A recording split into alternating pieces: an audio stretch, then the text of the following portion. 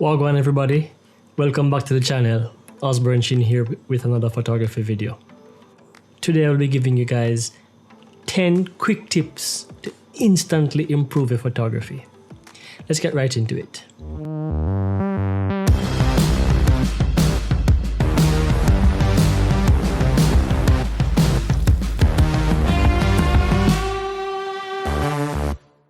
The first tip I have for you guys is use a tripod. I know. Tripods are annoying, they're bulky, they get in the way, and they take up way too much space, especially if you want to travel light. But using a tripod can dramatically improve the quality of your pictures. Let me explain. A tripod gives you stability when shooting photos, which makes your images come out much sharper and more balanced. It allows you to slow down and be more deliberate about your composition. This will also prevent the risk of having unwanted elements in your frame. Make sure your tripod is on a stable surface. Also make sure that your camera and your tripod are level with the horizon. Now this brings me to tip number 2, which is keep your horizon straight. Keep your horizon straight. Having a perfectly level horizon is the most important factor when shooting landscapes, portraits, or anything in between. A horizon that's lean can completely ruin an otherwise great image and makes the image look amateurish. Too often I see good photographers who are guilty of lean horizons. Yes, of course you can break this rule and use things like Dutch angles where you deliberately rotate the camera relative to the horizon. However, this technique is mostly used in cinematography or videography to depict themes like madness or unrest or exoticism and a sense of unease or disorientation.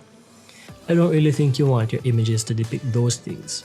So please, as best as you can, try to always keep your horizon level. Keep it straight. The third tip I have for you guys is to learn the rules and techniques of composition. Once you get a grasp of a few basic compositional techniques, the quality of your images will immediately improve. Trust me. Probably the easiest and most used and abused rule of composition is the rule of thirds. This technique can be used in all types of photography. The rule of thirds is very simple. You divide the frame into 9 equal rectangles, 3 across and 3 down. The idea is to place the important elements of the scene or your subject along one or more of the lines or where the lines intersect.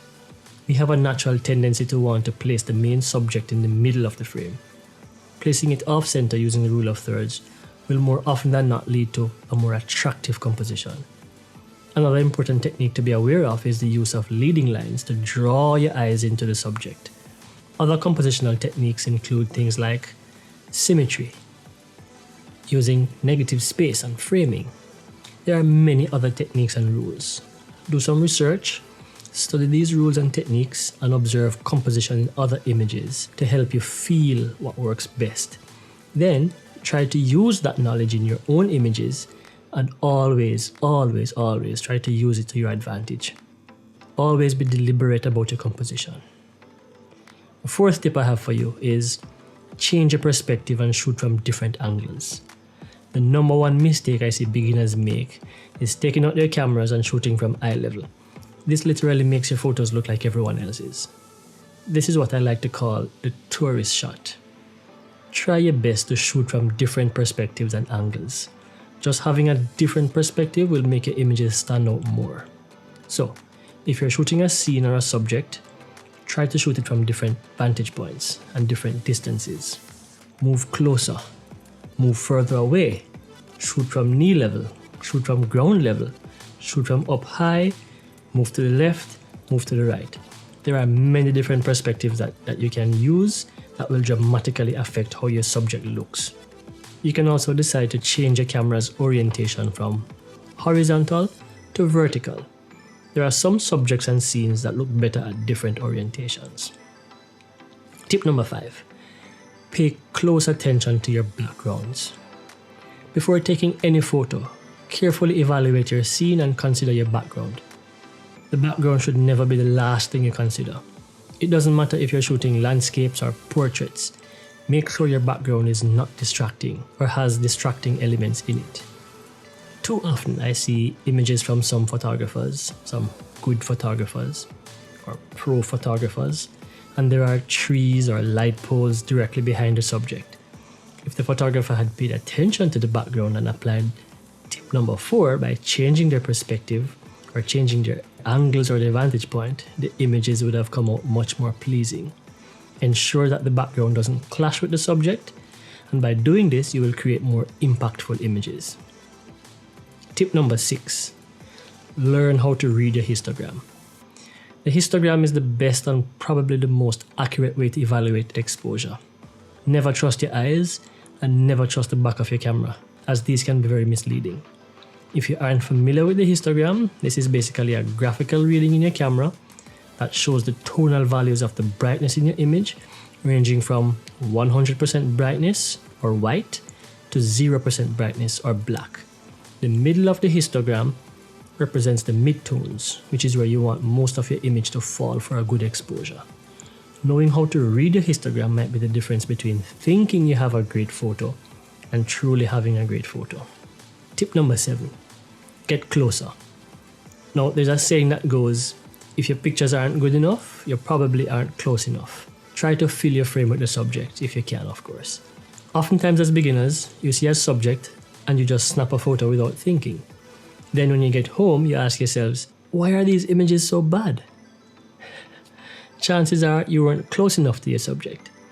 When shooting portraits, try to fill the frame with the subject and you will see a drastic improvement. Of course, you don't want to be using a wide-angle lens up close for a portrait, as this will cause some serious distortion. Tip number 8. This is a bit contradictory to tip number 7, but always remember that less is more. Be careful what you include and what you leave out of your frame. Try to place your subject in the frame where they totally dominate. Also, pay close attention to your background, like I mentioned before. You want your background to be as plain, uniform, and minimalistic as possible. Your images will have an element of simplicity. However, this produces a powerful impact on the viewer. Try to use simple lines and geometric patterns and shapes, strong contrasting colors and shadows, lone subjects, etc. Deciding what to leave out of the frame can also make a stronger image. Tip number 9. Shoot in RAW. This can be very daunting for beginners, as they usually have no idea what a RAW file is, or even how to open it. Very quickly, here are the benefits of shooting in RAW format. Shooting RAW gives you the best performance for your sensor. RAW files capture and retain the most color information and brightness information. You also get better detail in your photos, and you have greater flexibility in editing. With JPEG images, all that information is baked right into the file, and you have little to no room for changing the brightness levels or white balance information after the fact. Finally, to tie right in with shooting RAW is tip number 10. Learn how to edit.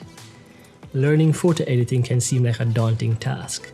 You first have to download another software and learn how to use it. These days, however, photo editing is not as difficult for beginners as it once was.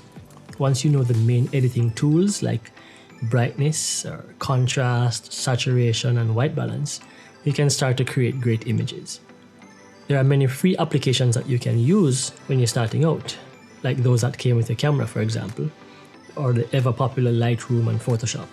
However, these are paid applications, unless you decide to get the bootleg version, which I don't recommend, by the way. Don't do it. Bonus tip.